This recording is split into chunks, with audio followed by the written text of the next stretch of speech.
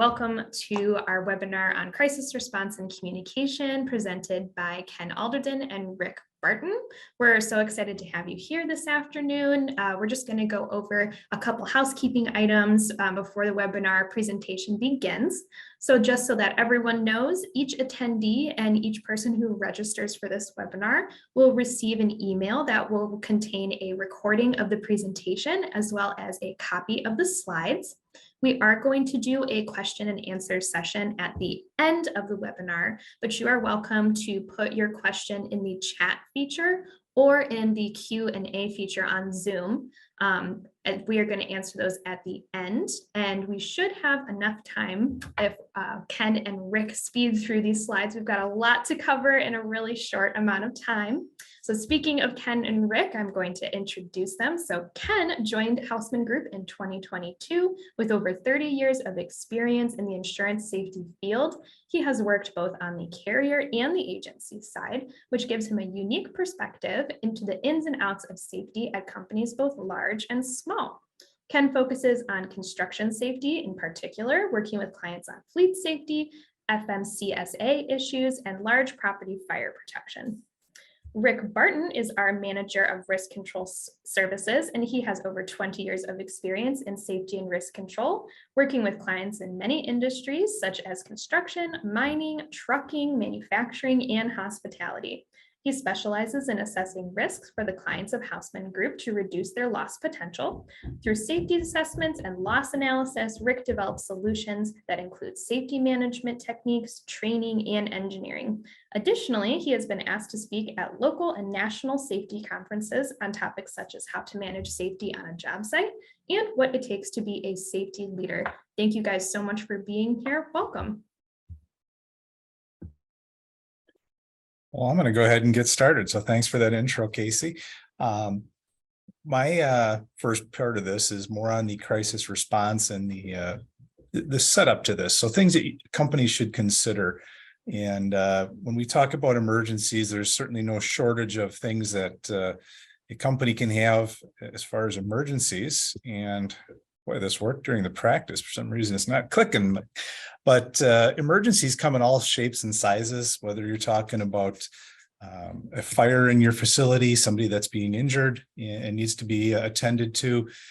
Again, building fires, severe weather is something that's been more and more prevalent lately with a great increase in the number of huge national catastrophes that we've had. We've had some active shooter incidents that we'll talk about a little bit. And probably one of the new ones that's, you didn't hear IT on either Rick or I's background there, but cyber attacks and just attacks on computer systems has been one of the new ones that's just costing millions and millions of dollars to companies. So our objectives for today, we're going to start with just some safety plan. Think about some things that as a company that you should consider. Do you have procedures in place to minimize the risks? Are there some procedures that you can implement to reduce the true cost of these incidents? How to proceed when you do have an emergency. And again, some things to think about. It's calling 911 is not always in your best interest if we can attend to these things ourselves. And then Rick's going to really talk a little bit more about some of the pitfalls and the communications afterwards, because in some situations you may have an incident that ends up on the news, and knowing how to proceed with those events so that they're properly communicated to the public, as well as even just your internal public or your employees, to keep that goodwill of your company up, because some of those incidents can certainly lend to some bad press.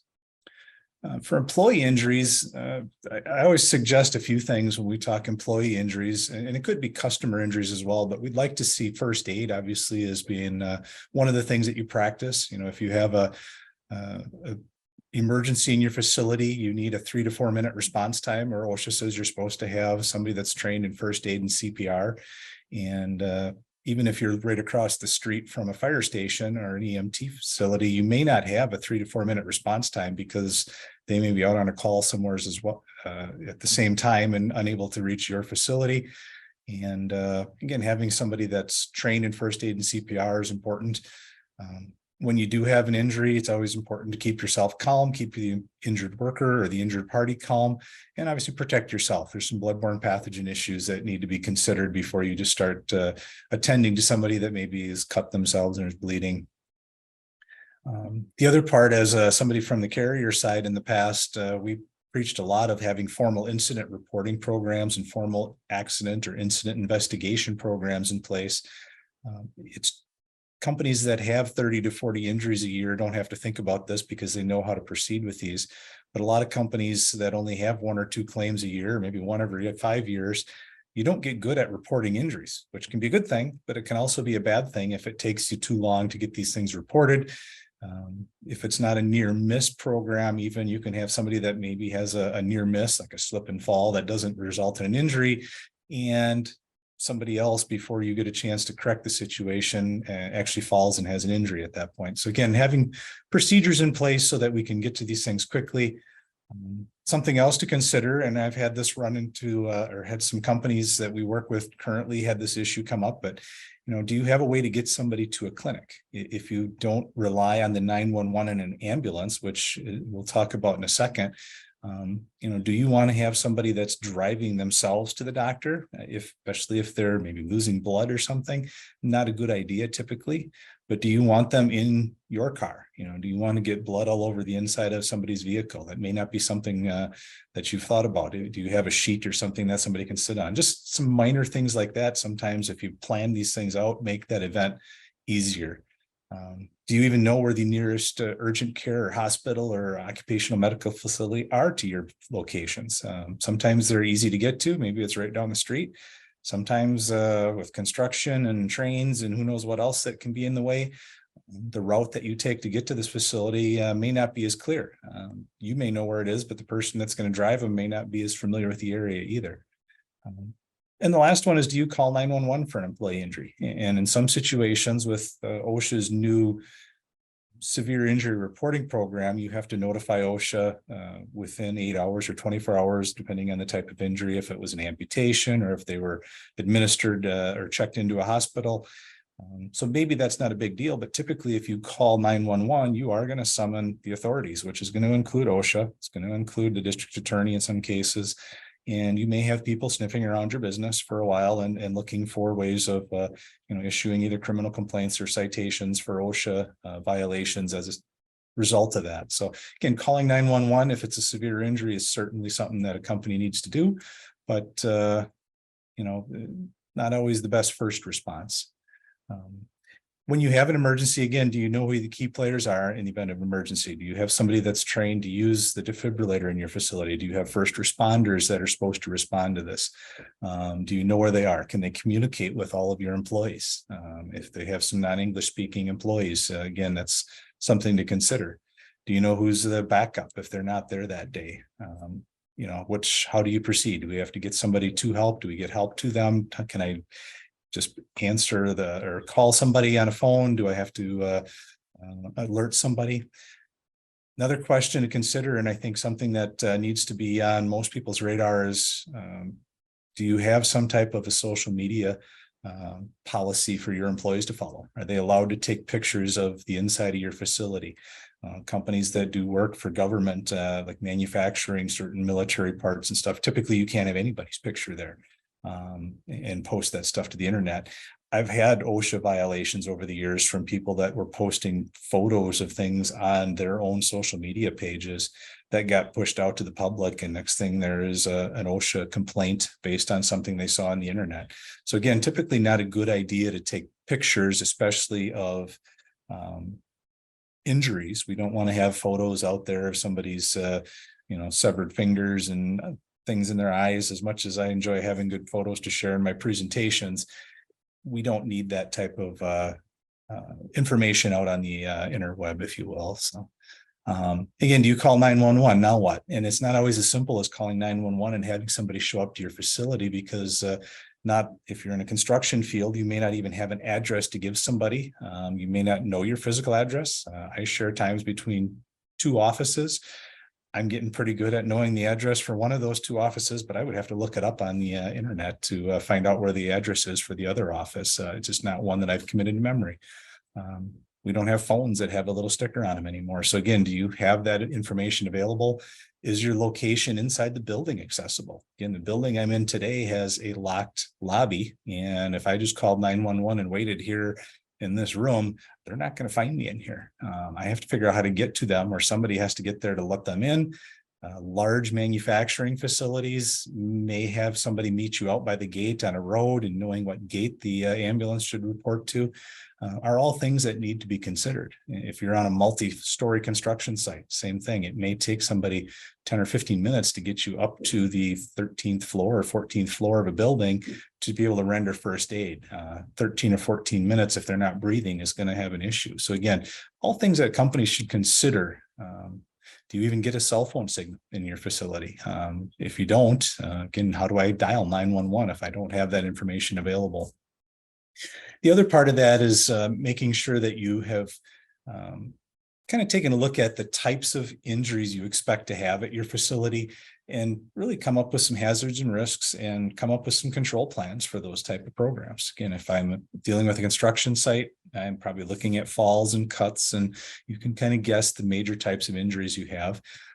If it's a manufacturing facility, maybe we have some heat stress issues inside in the summer.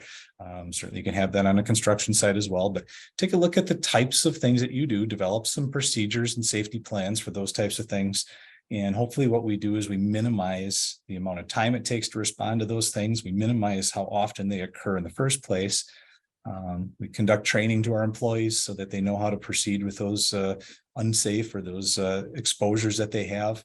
And then conduct drills and develop plans and procedures for that, and audit those things, right? Things change. Just because that was what we thought was the safest way to do things in 2020 isn't necessarily the way we would proceed on those today. So when we talk fires in your building, again, I think a lot of us have a pretty good idea how we get out of our building that we're in. The easier your building is, as far as the shape of all the configurations inside, makes it a lot easier. Do I need a formal egress plan out of a building that has one large room in it? Probably not, because you're going to be posting them on the outside walls anyways. And most of the time you're going to probably post it next to the door, but we need to make sure we know where our egress routes are. We need to know that they're kept clear. We need to know where the location of our fire extinguishers are. And even beyond that, I guess, do we need to make sure we've had people that are trained on fire extinguisher use? There's some pretty good videos out there that you can find about the PASS method that walk you through, even on a computer, how to use an extinguisher. Hands-on is always a great thing, but not everybody wants you to try to extinguish a fire. And small garbage can fire in a warehouse may be something we try to extinguish. A large fire in a plastic storage warehouse, we probably don't want you in there breathing the smoke that's coming off of this. It may be better that you just evacuate the building and make sure that 911 has been summoned. Are there people on your site that need assistance to get out of a building? And if so, who's going to be responsible for getting them in and out of that structure? Do we have backups for those people? Again, we may have somebody that's on vacation, and that was the person that needed to assist some of your employees to get out of the building. If they're not there, who's going to help somebody that was in a wheelchair get down the stairs because the elevator has been locked out? And again, do we know when we should call 911 because of a fire? A small bag of popcorn and a microwave that's smoking is certainly not a 911 incident. An incendiary fire of a car inside of a warehouse or something, that's probably getting to that level where we just need to call 911 quickly. OSHA requires that companies have an egress procedure, an emergency response procedure in place, knowing where your exits are, knowing that those exits are clear. Again, if you have exit paths that have storage in them, tripping people up, exit signs on them should be lighted. All things that companies should not just know that they have in place, but check on those periodically and make sure that they're being maintained the way they should be. If you're a company that has very unique exposures, again, 911 may not be good enough for you. And things like confined space is a common one. You're in a small town in central Wisconsin, the nearest emergency personnel that have trench rescue or high angle rescue type capabilities for confined space, or like the fall protection ones. If you're hanging off the side of a water tower and you need to have somebody rescue you, the nearest ladder truck that can reach you may be an hour away. And if you have somebody that's dangling in a fall protection harness like that, an hour may be too late. Typically 30 minutes is the greatest amount of response time for somebody that's taken a fall. When you have somebody on a confined space, again, having a phone call to 911 and they show up and don't have the capabilities to even rescue them. If you didn't have them attached to a rescue device, 911 is not going to be able to help them quick enough to do anything. So again, you may need some special procedures in place for those types of unique hazards. So again, if you have those all things to consider and make sure that you've developed policy and procedures to make sure that they're done properly. Inclement weather, I mentioned before, we've had a bunch of instances over the last several years that it seemed like they've been growing and growing. Large tornadoes, we just had one not too long ago, went through the southern part of the United States. There was a pretty good one that took out the Amazon facility, and they resulted in some OSHA fines because there were some communication issues for the people inside there. They weren't allowed to use the cell phones, and there was not an easy way to notify people to take shelter. Again, things to consider. Flooding incidents, even the state of California that for years has been in a drought is all of a sudden now experiencing flooding concerns, and knowing how you're going to proceed with those. There's not a lot you can do to limit the amount of damage that gets done to your building in those facilities or in those type of instances, but it's things that do you have procedures in place for how to address them? How do we get maybe back up to our stock in our facility? Can we allow people to work from home if they can't get to our office? That's one of the things that COVID has done for a lot of companies, especially office environments, is it's greatly increased our ability to work remotely. That helps a lot in those situations. If you're dealing with construction sites or manufacturing facilities, you're kind of limited to what you can do with those.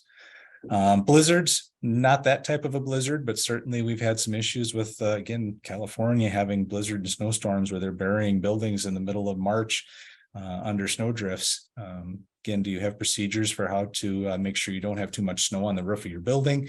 There have been some pretty notorious collapses for these. We didn't exactly have a blizzard here in Milwaukee, but we had the parking garage on the Bayshore Mall just collapsed because of the snow load that was on it, or allegedly because of the snow load that was on it. Again, things that a company should be considering when you have large flat roofs. Does the snow load need to be addressed up there? One that I've seen firsthand is the freezing of pipes. When you have facilities, even again, we had some in Texas and southern part of Missouri a few years ago. Cold spell went through. There was not enough temporary heaters in rental facilities in Texas to provide temporary heat into buildings. So you can't necessarily do anything about the temperatures dropping, but you can monitor the conditions inside there, and maybe the best case scenario is you go in and make sure the water is turned off to that facility so that, even when the pipes burst, we don't have, $20 million worth of water damage. We have $3 million worth of broken pipes. And again, it may still cause the pipes to freeze, but there are some things you can do. Sometimes it's a very simple thing, like on cold weather days, just making sure you've checked the locations. I've seen sprinkler pipes freeze and break because they were located next to exterior doors that didn't close all the way because there was a small amount of ice buildup in the door jambs. Over the course of a night, it wasn't locked properly. The cold air gets in, causes freezing pipes. Very expensive claims when you start flooding out certain types of buildings. So, again, I mentioned these things have been growing a little bit. This slide just talks a little bit about some of the averages. And historically, if you look at the last 43 years, or 42, I guess, technically, in the US, we've averaged about $7.7 billion property related weather losses, or weather related property losses, I guess. In the last 2 years, that number has gone up, and we've seen, again, about 19 on average, and we're paying in almost $150 billion to these large catastrophic property claims. And again, it can be large wind events, hail damage claims have been increasing. Age of your roofs and things all seem to help aggravate some of those claim dollars. But again, there's not much you can do to limit the true dollars. But again, if you've taken a look at your facilities, you know that there's not loose siding and things that can maybe cause more damage than needs to be done. Just things to consider. One of the fastest growing business interruption events is not tied to weather at all. And it's not tied to fires. But it comes to that cyber attacks. And again, 20 years ago, we aren't really talking a lot about cyber insurance or cyber attacks, but that is one of the most common things that you're seeing nowadays as far as the ways businesses are being threatened. And the FBI reports that in the last since 2013, a 243% jump in ransomware attacks alone. And it's about 21% of all attacks where they're actually demanding a ransom to recoup the damages to you. And this doesn't just happen to large companies like Target and some of those that have made the news over the years. A lot of people think it's just the large retailers that are the target for that, but any small business can have exposure to that. And when you're talking about $20 billion a year that we're paying out for these types of cyber attacks, it's a major concern to companies, and it can affect your business in a lot of ways. And again, my background is not in IT, but there's a lot of common sense things that a company can do. 85% of small business owners think that their companies are safe and not at risk of a cyber attack. And in theory, or in actuality, that's not the case. Studies have shown that over half of the companies out there are not good at doing things like the most basic things, like having password programs and simple ways of locking down the IT system for your companies. And again, you don't have to be a company that has credit card numbers on file. Your companies have access to things like social security numbers for your employees and things that can be a major issue if there's a data breach. 60% of small businesses that fall victim to a cyber attack close their doors permanently within 6 months of that cyber attack. So we're not talking about something that you have an insurance policy that protects you against it. That can certainly help, but these can be major events, and talking with your IT people to make sure that you have procedures in place for identifying where those weaknesses can be. And a lot of times those weaknesses come from internal. It's people that are doing things like clicking on the wrong website links. When you have somebody that clicks on one of those links, that's where a lot of these cyber attacks start. We do phishing or fake phishing attacks or emails all the time. It's amazing how many times those things look very real. And if you click on that link, sometimes you're fortunate that all you get is this little scolding email that says, I have to retake my internet security feature. So there's a bunch of different things out there on cybersecurity, and we can share all kinds of data with you on any one of these topics. There's going to be a few things coming out for just crisis response and a full handbook of things that you can consider. But again, from an IT standpoint, some basic things and just training employees on cybersecurity principles. How are they at risk? What types of things should you look for with a phishing email? There's a lot of detail out there on ways to reduce your cyber risk. Even the FCC has published a cyber planner website, and you can click on that link and kind of go through, and it prepares a guide for your company on what to do in the event of a cyber attack. And it kind of lays out your risk factors. Again, if you have IT people in place, you don't necessarily have to go through all these details if your IT people are doing a good job for you, but don't assume that just because you have an IT department that they're doing all these things properly either. So active shooters is another one that seems like it's in the news all the time nowadays.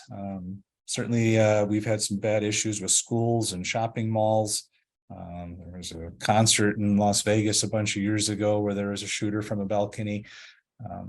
When you're dealing with an active shooter, though, it doesn't have to be something that's that large of a scale to be a traumatic incident. The company, this was in Heartland just a couple of weeks ago, there was a gentleman got out of his car. It's a disgruntled former employee, started firing a shotgun at cars in the building, which fortunately was not people coming out of the building, because it could have been a lot worse story than it truly was. But there was a lot of damage that was done, and it was a disgruntled former employee. We don't always have the ability to look for or to know when somebody's going to snap and start going down that path. But there are a lot of warning signs that companies can look for and kind of be prepared for.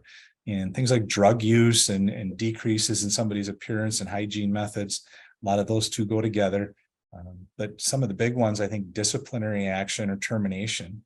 I've heard stories from people where they have terminated an employee and the person was getting very agitated and talking about threatening people. And again, you call the cops, make sure that stuff is notified.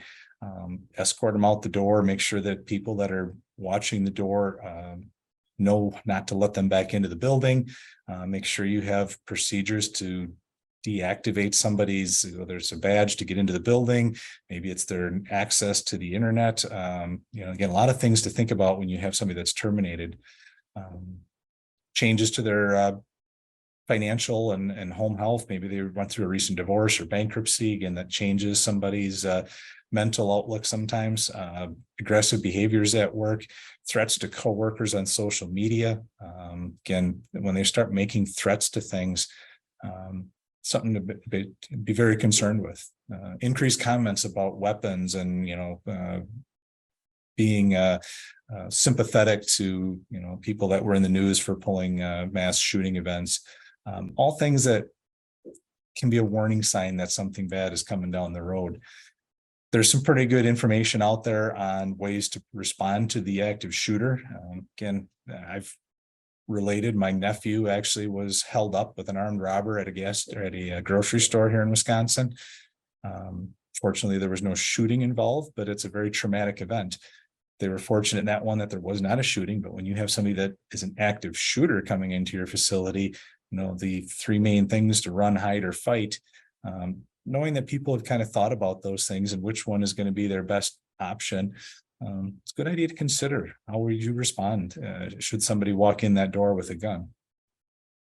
And the other one is when police arrive, knowing how to exit the building and how to approach them. Because if you run out of the building carrying your cell phone, it may not look like it is a cell phone when you run out the door, but just knowing how to raise your hands, spread your fingers. Again, you are not a threat to the police, but they don't know that until the event is over.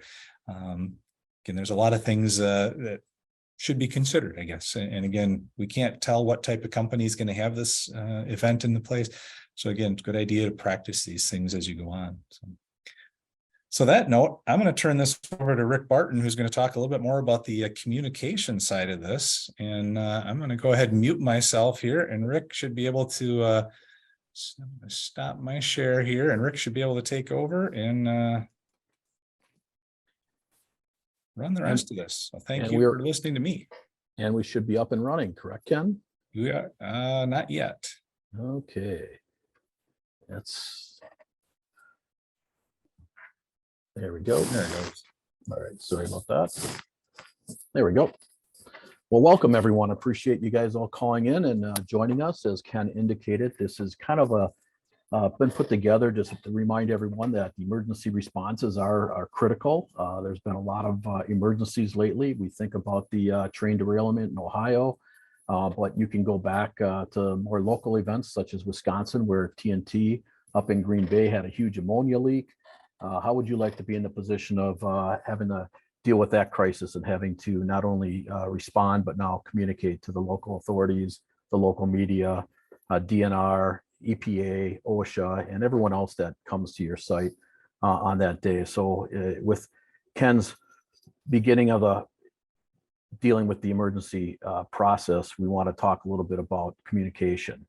I always like to put emergency response or crisis management into three buckets: the response, the communication, and your business continuity. And if you can think about those three things, you might have a plan that'll get your company up and running quicker and more efficiently. So I'm just going to spend a few minutes talking about crisis communication, because I think it's an area that we often think about, but do we really plan, and do we have the right communication tools in place?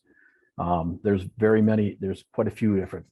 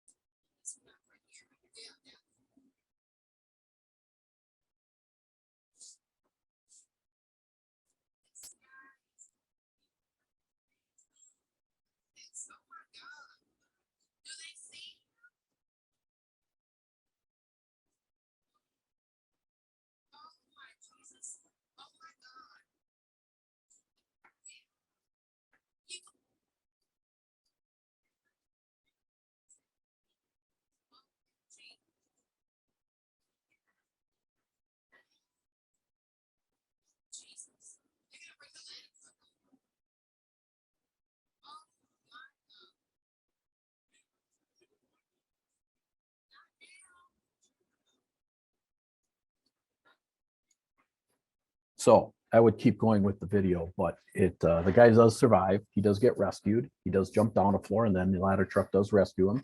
And about 4 seconds later, after he gets rescued, the building tumbles down behind him. Not the whole building, but at least the top floor. If you were in that position, is your company ready to respond? Do they have a plan in place to deal with all the other attention they're going to get from the media, from the local agencies, such as fire, police? Obviously, the fire was there, police, but now you're going to have other people there. It could be even your local politicians. They want to know what's going on.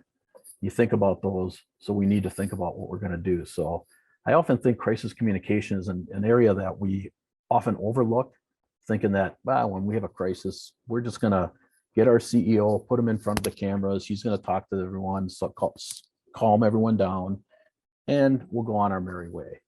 Well, I'll be honest, I've seen that happen, and I've seen some issues where maybe that didn't go as smoothly as we thought, because A, we probably weren't prepared. B, we didn't have the right materials available for them. We didn't do our investigation first and come up with the facts. And maybe it might just be because we put the wrong person in front of the camera that wanted to provide their spin on it. Ken hit on a very important plan in your emergency response plan. Does your plan indicate what your employees can and cannot do with social media? Can they talk to the media or can they not? Those are very important things. So when something goes wrong, that's when you need to be prepared. And so I just want to walk you through some do's and don'ts, excuse me, of a good crisis communication plan.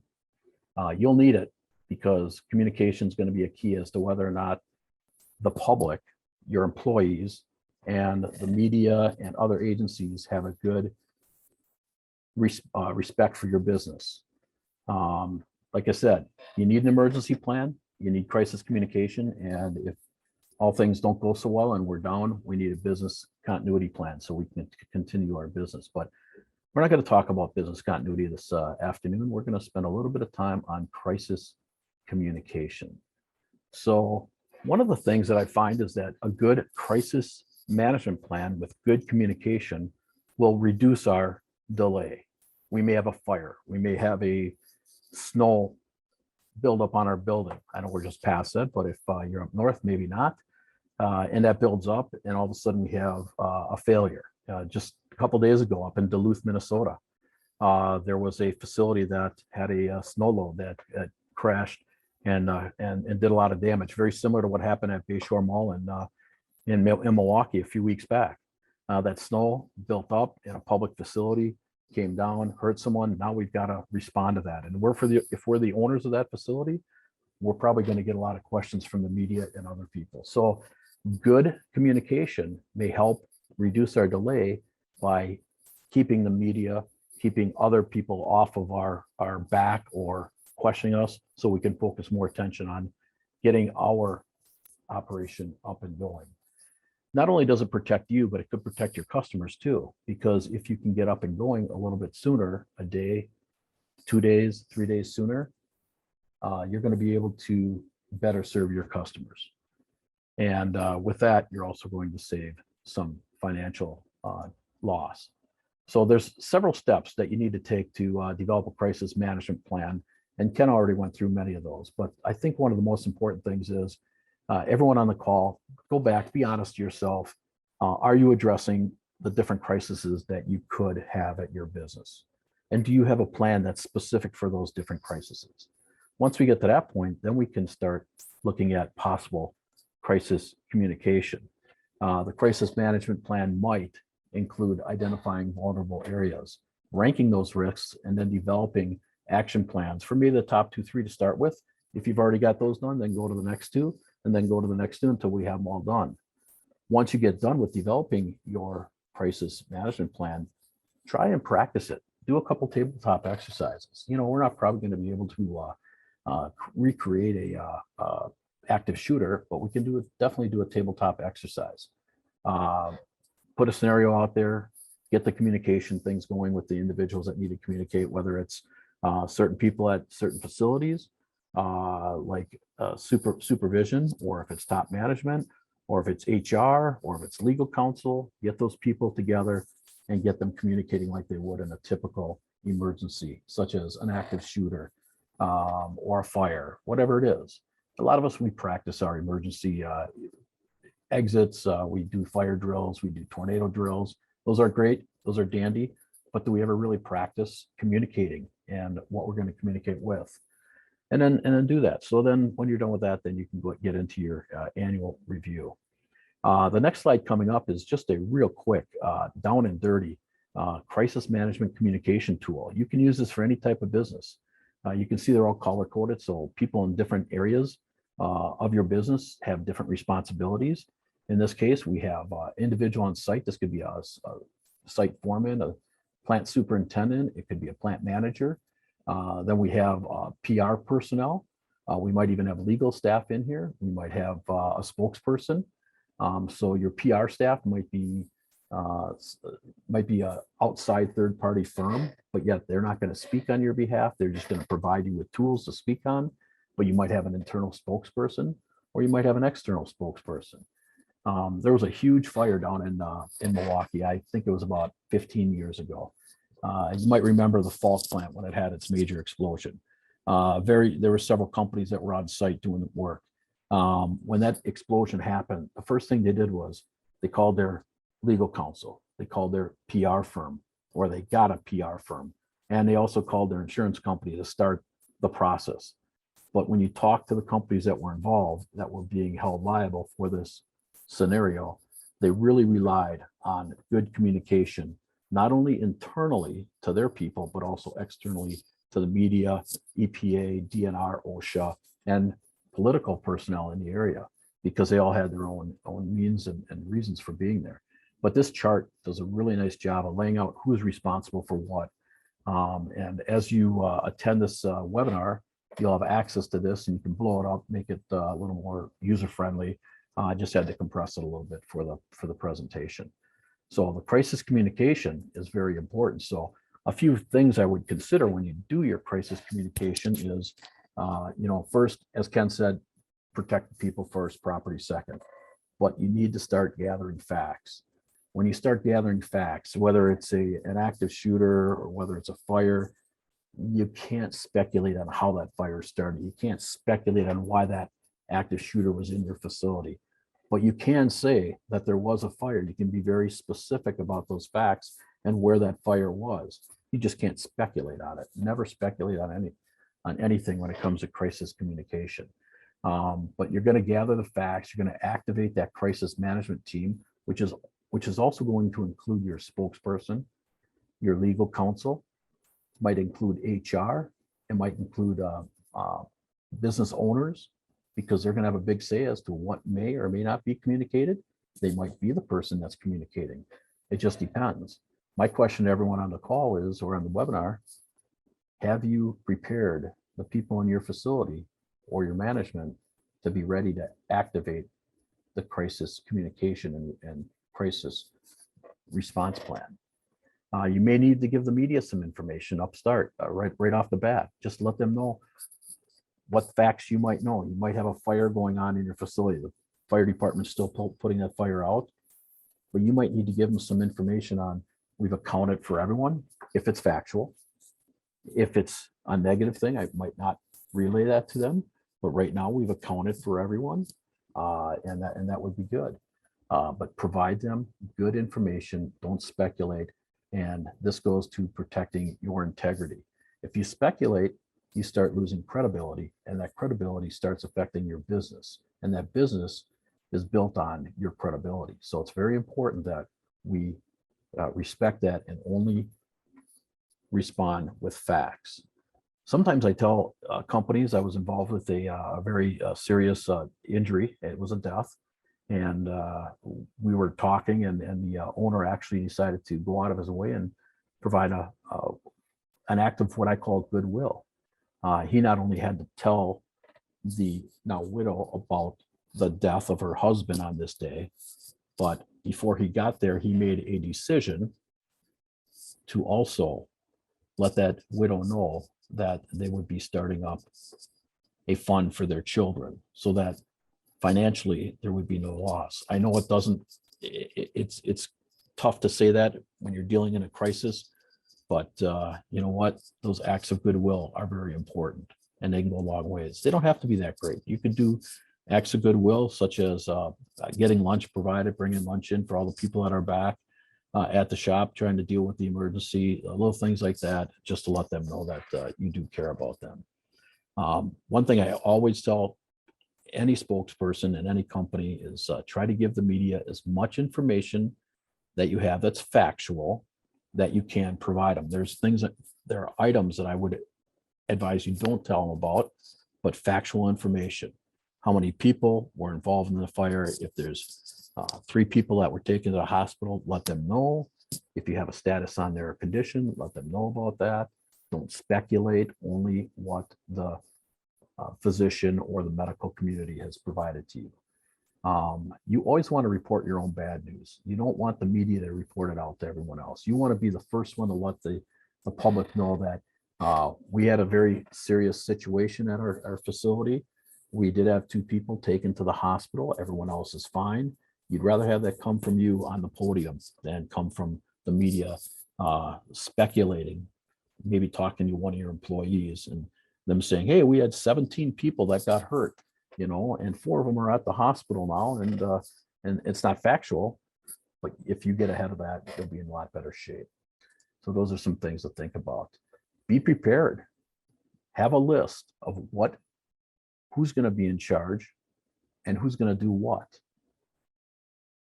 Put the public interest ahead of your organization. And this kind of is in unique situations where there might be a fire that may spill over to another building, try to get those people out. Or if you have an active shooter that other buildings could be affected, you want to make sure that your organization is under threat, but you want to make sure the public around you is also being protected. But I always encourage people, communicate quickly. Don't wait. The sooner you can get the information out, the better your company looks. If you wait a day to let somebody know something that you knew 12 hours before or 24 hours before, it just lets more ideas fester in the community and come and develop I would say a negative reputation on your company. If you don't have the facts, don't tell them. But if you have facts, tell them.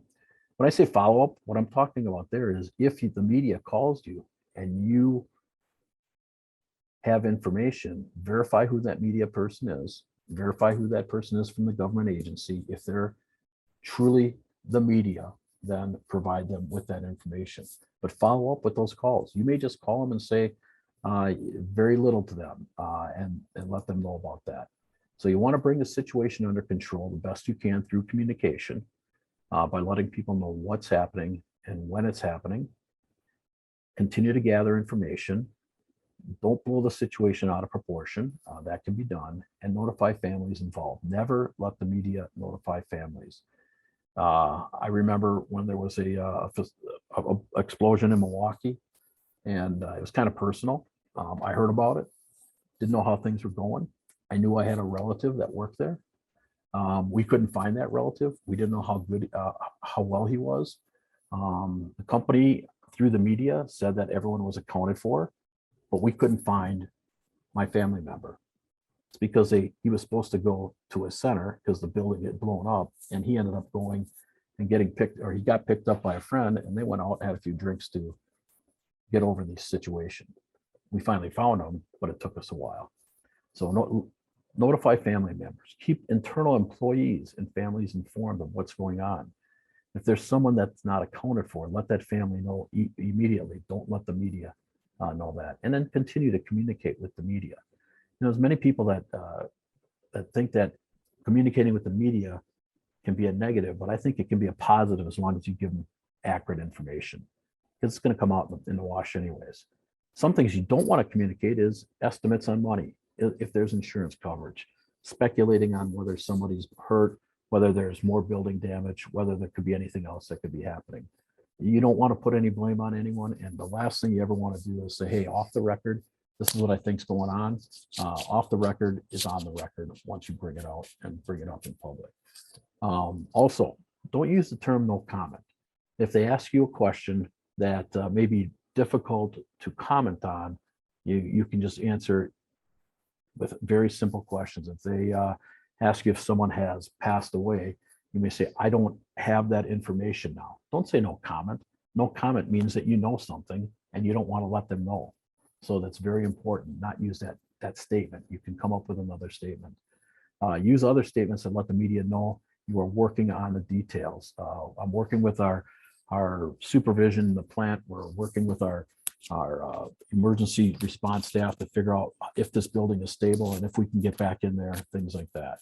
And always verify who you're speaking with. Keep a log of media calls, things like that. So I think if you do that, you're going to be in pretty good shape. What I would ask everyone on the call is think back or go back to your crisis management plan and see if you have a communication piece in there and who's going to communicate. It needs to be honest. You need to make sure you have the facts. You want to be under control.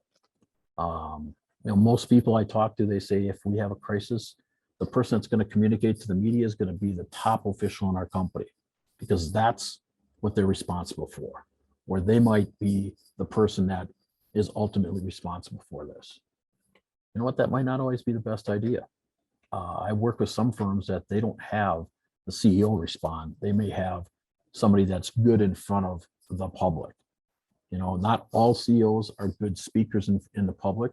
Some are better than others, but make sure that you have the right person, or hire a PR firm to do that for you. But have a spokesperson. That person should be designated before that emergency happens. Consult with your legal counsel, consult with your PR firm, and be prompt. It's very, very important to be prompt. But don't forget, we don't want to divulge any proprietary information. Very, very important. So as we communicate, we want to declare an end to the situation. If we had an active shooter, we want to declare that it's over with. It's probably going to be declared through the media because they're going to see that the active shooter has either been taken hostage, or not taken hostage, but arrested, or something worse has happened. But there's going to be an end to it. If it's a fire or something like that, the building structure is questionable, let everyone know when that building structure is good. Okay. And I think we'll be in pretty good shape. And then when you're all done, think about having a formal debriefing, see how it went. There's a good chance that down the road, we may have another situation like this. So it's a good idea to communicate efficiently, communicate accurately, making sure we have the right person to communicate. And if you don't feel comfortable with this, maybe you need to talk to a PR firm that might be able to help you through this whole process. So what needs to be done? As Ken said, have a plan, review it at least annually, communicate it internally so everyone knows what the responsibilities are, expect the unexpected, and add that to your plan. And don't forget, if you can't recreate a hazard or an emergency, put a tabletop exercise together, develop a list of things that could happen, put it together, and then practice communication. It does work, and it's pretty awesome when it does work. So crisis communication, crisis response is pretty important. Very important things, especially in today's day and age. It seems like we hear about one every day. So I hope that provides you guys with some guidance, some information, and some good tools to use as you develop your emergency response and communication plans. Thank you, and have a great day. If everyone would like to stay on the line very briefly here, I'm just going to remind everyone to take our survey. Once the webinar has ended, you can go ahead and take those survey questions. We'd love to hear your answers and see what you thought of today's webinar. We are going to have another webinar on April 27th, and we'll be talking about fertility costs and treatment and what you can do about it. Thank you again to Rick and Ken. We really appreciate you guys coming on and giving us your expertise. Thank everyone so much, and go March Madness.